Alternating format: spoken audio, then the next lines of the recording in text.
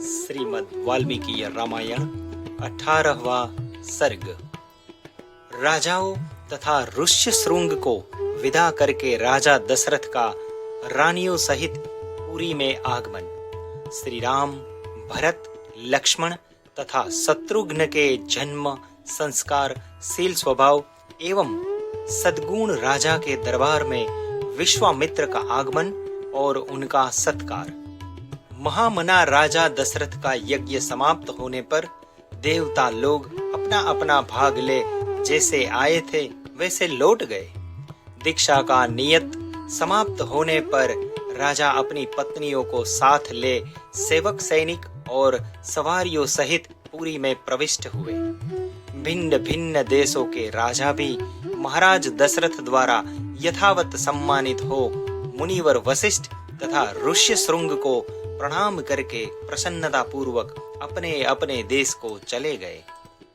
अयोध्यापुरी से अपने घर को जाते हुए उन श्रीमान नरेशों के शुभ्र सैनिक अत्यंत हर्षमग्न होने के कारण बड़ी शोभा पा रहे थे।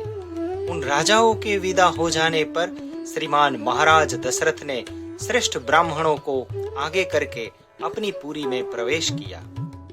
राजा द्वारा अत्यंत सम्मानित हो ऋष्य शृंग मुनि भी शांता के साथ अपने स्थान को चले गए। उस समय सेवकों सहित बुद्धिमान महाराज दशरथ कुछ दूर तक उनके पीछे पीछे उन्हें पहुंचाने गए थे। इस प्रकार उन सब अतिथियों को विदा करके सफल मनोरथ हुए राजा दशरथ पुत्रोत्पत्ति की प्रतिज्ञा करते हुए वहां बड़े सुख से रहने लगे।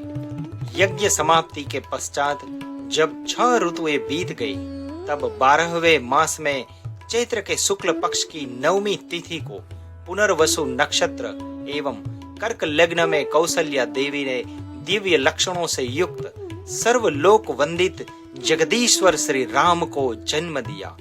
उस समय सूर्य, मंगल, शनि, गुरु और शुक्र ये 5 ग्रह अपने अपने उच्च स्थान में विद्यमान थे तथा लग्न में चंद्रमा के साथ बृहस्पति विराजमान थे।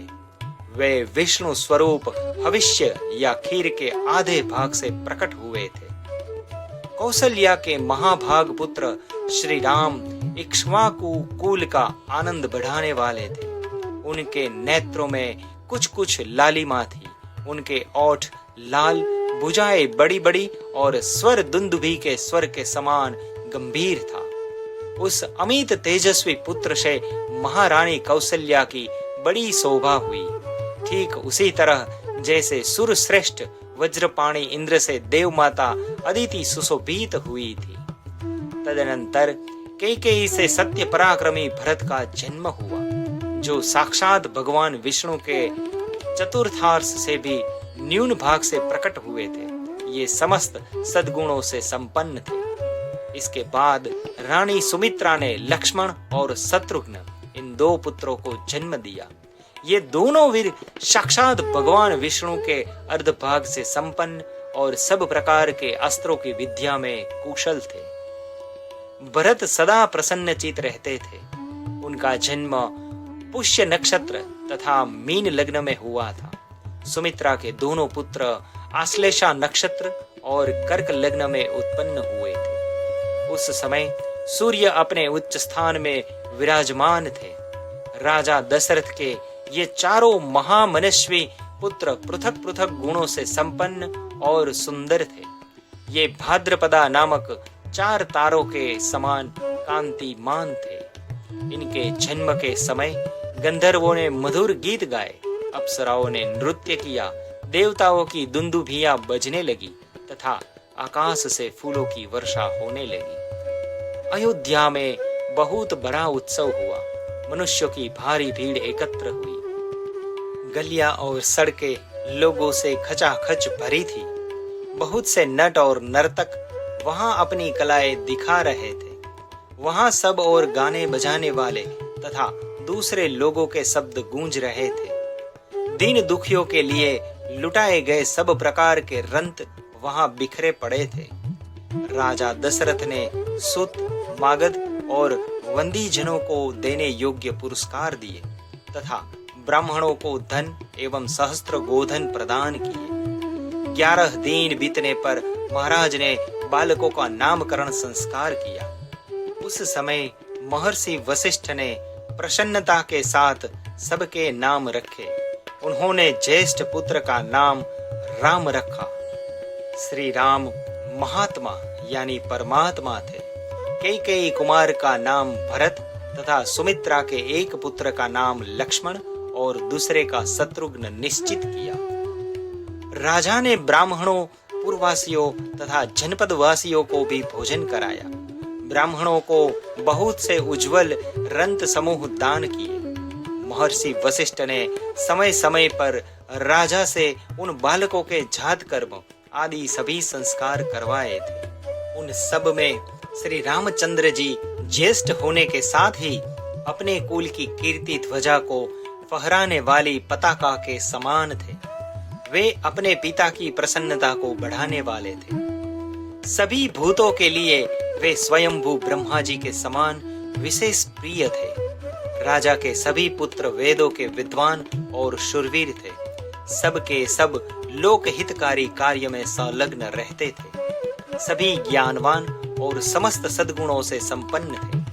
उसी में भी सत्य पराक्रमी श्री रामचंद्र जी सबसे अधिक तेजस्वी और सब लोगों के विशेष प्रिय थे। वे निष्कलंक चंद्रमा के समान शोभा पाते थे।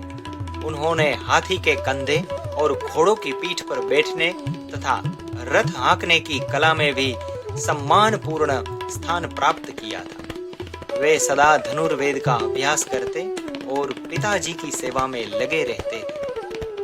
लक्ष्मी की वृद्धि करने वाले लक्ष्मण बाल्यावस्था से ही श्री रामचंद्र जी के प्रति अत्यंत अनुराग रखते थे। वे अपने बड़े भाई लोकाभिराम श्री राम का सदा ही प्रिय करते थे और शरीर से भी उनकी सेवा में ही जुटे रहते थे। शोभा संपन्न लक्ष्मण श्री रामचंद्र जी के लिए बाहर विचरने वाले दूसरे प्राण के समान थे।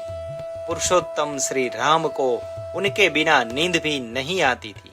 यदि उनके पास उत्तम भोजन लाया जाता तो श्री रामचंद्र जी उसमें से लक्ष्मण को दिए बिना नहीं खाते थे। जब श्री रामचंद्र जी घोड़े पर चढ़कर शिकार खेलने के लिए जाते, उस समय लक्ष्मण धनुष लेकर उनके शरीर की रक्षा करते हुए पीछे पीछे जाते थे। इसी प्रकार लक्ष्मण के छोटे भाई शत्रुघ्न भरत जी को प्राण से भी अधिक प्रिय थे और वे भी भरत जी को सदा प्राणों से भी अधिक प्रिय मानते थे। इन 4 महान भाग्यशाली प्रिय पुत्र से राजा दशरथ को बड़ी प्रसन्नता प्राप्त होती थी। ठीक वैसे ही जैसे 4 देवताओं से ब्रह्मा जी को प्रसन्नता होती है। वे सब बालक जब समझदार हुए तब समस्त सद्गुणों से संपन्न हो गए। वे सभी लज्जाशील, यशस्वी, सर्वज्ञ और दूरदर्शी थे। ऐसे प्रभावशाली और अत्यंत तेजस्वी उन सभी पुत्रों की प्राप्ति से राजा दशरथ लोकेश्वर ब्रह्मा की भांति बहुत प्रसन्न थे। वे पुरुष सिंह राजकुमार प्रतिदिन वेदों के स्वाध्याय, पिता की सेवा तथा धनुर्वेद के अभ्यास में दत्तचित्त रहते थे। एक दिन धर्मात्मा राजा दशरथ पुरोहित तथा बंधु बांधवों के साथ बैठकर पुत्र के विवाह के विषय में विचार कर रहे थे। मंत्रियों के बीच में विचार करते हुए उन महामना नरेश के यहाँ तेजस्वी महामुनि विश्वामित्र पधारे। वे राजा से मिलना चाहते थे। उन्होंने द्वारपालों से कहा, तुम लोग शीघ्र जाकर महाराज को यह सूचना दो कि कुशिक वंशी गाधी पुत्र विश्वामित्र आए हैं। उनकी यह बात सुनकर वे द्वारपाल दौड़े हुए राजा के दरबार में गए। वे सब विश्वामित्र के उस वाक्य से प्रेरित होकर मन ही मन घबराए हुए थे। राजा के दरबार में पहुंचकर उन्होंने इक्ष्वाकु कुल नंदन अवध नरेश से कहा, महाराज, महर्षि विश्वामित्र पधारे हैं। उनकी यह बात सुनकर राजा सावधान हो गए। उन्होंने पुरोहित को साथ लेकर बड़े हर्ष के साथ उनकी आगवानी की, मानो देवराज इंद्र ब्रह्मा जी का स्वागत कर रहे हो। विश्वामित्र जी कठोर व्रत का पालन करने वाले तपस्वी थे। वे अपने तेज से प्रज्वलित हो रहे थे। उनका दर्शन करके राजा का मुख प्रसन्नता से खिल उठा और उन्होंने महर्षियों को अर्घ्य निवेदन किया। राजा का वह अर्घ्य शास्त्रीय विधि के अनुसार स्वीकार करके महर्षि ने उनसे कुशल मंगल पूछा। धर्मात्मा विश्वामित्र ने क्रमशः राजा के नगर खजाना, राज्य, बंधु बांधव तथा मित्र वर्ग आदि के विषय में कुशल प्रश्न किया। राजन, आपके राज्य की सीमा के निकट रहने वाले शत्रु राजा आपके समक्ष नतमस्तक तो है। आपने उन पर विजय तो प्राप्त की है ना। आपके यज्ञ याज्ञ आदि देव कर्म और अतिथि सत्कार आदि मनुष्य कर्म तो अच्छी तरह संपन्न होते हैं ना। इसके बाद महाभाग मुनिवर विश्वामित्र ने वशिष्ठ जी तथा अन्यान्य ऋषि से मिलकर उन सबका यथावत कुशल समाचार पूछा। फिर वे सब लोग प्रसन्नचित्त होकर राजा के दरबार में गए और उनके द्वारा पूजित हो यथा योग्य आसनों पर बैठे। तदनंतर प्रसन्नचित्त परम उदार राजा दशरथ ने पुलकित होकर महामुनि विश्वामित्र की प्रसन्नता करते हुए कहा, महामुने, जैसे किसी मरण धर्मा मनुष्य को अमृत की प्राप्ति हो जाए, निर्जल प्रदेश में पानी बरस जाए, किसी संतानहीन को अपने अनुरूप पत्नी के गर्भ से पुत्र हो जाए, खोई हुई निधि मिल जाए तथा किसी महान उत्सव से हर्ष का उदय हो, उसी प्रकार आपका यहाँ सुभागमन हुआ है, ऐसा मैं मानता हूँ। आपका स्वागत है। आपके मन में कौन सी उत्तम कामना है जिसको मैं हर्ष के साथ पूर्ण करूं? ब्राह्मण, आप मुझसे सब प्रकार की सेवा लेने योग्य उत्तम पात्र है। मानद, मेरा अहोभाग्य है जो आपने यहाँ तक पधारने का कष्ट उठाया। आज मेरा जन्म सफल और जीवन धन्य हो गया। मेरी बीती हुई रात सुंदर प्रभात दे गई, जिससे मैंने आज आपका ब्राह्मण शिरोमणि का दर्शन किया। पूर्व काल में आप राजर्षि शब्द से उपलक्षित होते थे, फिर तपस्या से अपनी अद्भुत प्रभा को प्रकाशित करके आपने ब्रह्मर्षि का पद पाया। अतः आप राजर्षि और ब्रह्मर्षि दोनों ही रूपों में मेरे पूजनीय हैं। आपका जो यहाँ मेरे समक्ष शुभागमन हुआ है, यह परम पवित्र और अद्भुत है। प्रभु, आपके दर्शन से आज मेरा घर तीर्थ हो गया। मैं अपने आप को पुण्य क्षेत्र की यात्रा करके आया हूँ, ऐसा मानता हूँ। बताइए, आप क्या चाहते हैं? आपके शुभागमन का शुभ उद्देश्य क्या है? उत्तम व्रत का पालन करने वाले महर्षि, मैं चाहता हूँ कि आपकी कृपा से अनुग्रहित होकर आपके अभीष्ट मनोरथ को जान लूं और अपने अभ्युदय के लिए उसकी पूर्ति करूं। कार्य सिद्ध होगा या नहीं, ऐसे संशय को अपने मन में स्थान न दीजिए।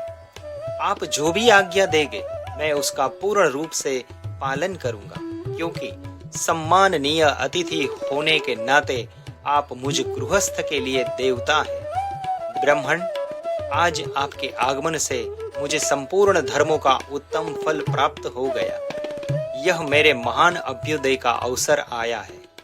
मनस्वी नरस के कहे हुए ये विनय युक्त वचन, जो हृदय और कानों को सुख देने वाले थे, सुनकर विख्यात गुण और यश वाले शम दम आदि सद्गुणों से संपन्न महर्षि विश्वामित्र बहुत प्रसन्न हुए। इसी प्रकार श्री वाल्मीकि निर्मित आर्ष रामायण आदि काव्य के बालकांड में 18वां सर्ग पूरा हुआ।